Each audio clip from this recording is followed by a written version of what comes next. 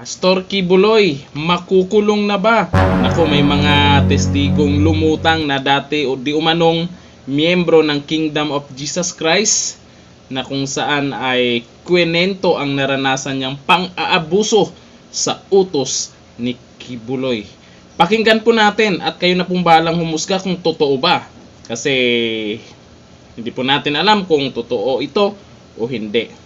Ito po. 1999 po, hindi po ako nakapagtapos ng second year high school nung time na yun. Kunti na lang, last exam na lang sana. May dumating na yung parang youth leader na nag-invite sa amin, yung papa ko, mama, kinausap na mayroon daw activities. Yung May kasi yun, papasok na yung May, yung youth camp, tinatawag na youth camp. Nadala po ako, isang bus po kami noon, mga young people po, mga underage kadalasan sa amin. 15 years old po ako, nagsusolicit kami, di hulog. Ako, matindi pala ito. Kung para sa simbahan naman, para sa akin, okay lang naman yan.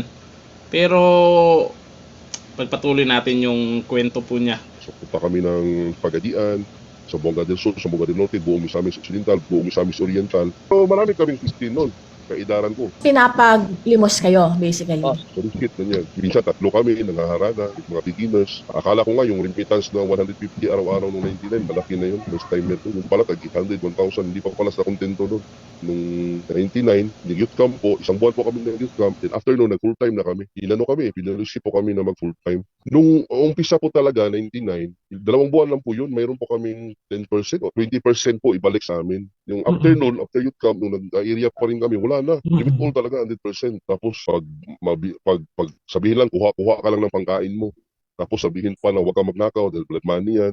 Pangkain lang, huwag kang kukuha ng kahit piso dyan. Kasi pag kukuha ka, makakita yung ama, tinatawag kasi na yung Panginoon, maging parusahan ka, ganun, may karma. Pinaparusahan ba kayo pag di kayo nakakolekta? Nung bago pa ako, nasampal ako nung December 1999. Unang sampal ko yun. Yung ministro kasi, yung remittance ko doon dati, 500, 400, 300. Pinakabalik ko 300, 500. Kasi hindi ko naman alam talaga yung ano. Hindi kasi ako lumaki sa ganyan. Kami naman po sa full time, buong taon, buong buhay mo, doon ka na sa loob. Yung pinakamatindi po, yung palo talaga.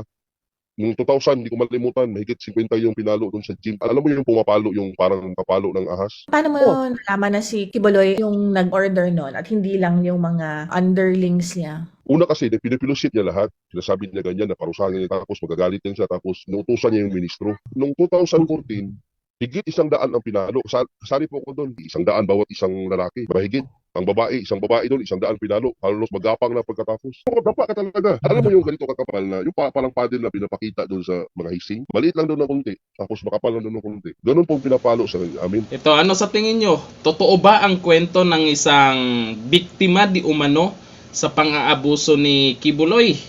Nako, kaya itong i-stop ni Kibuloy ang pangyayaring yan.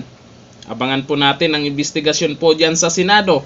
At kayo na pong humusga kung totoo po itong mga narinig nyo na biktima, isa sa biktima di umano. At dating miyembro ng Kingdom of Jesus Christ.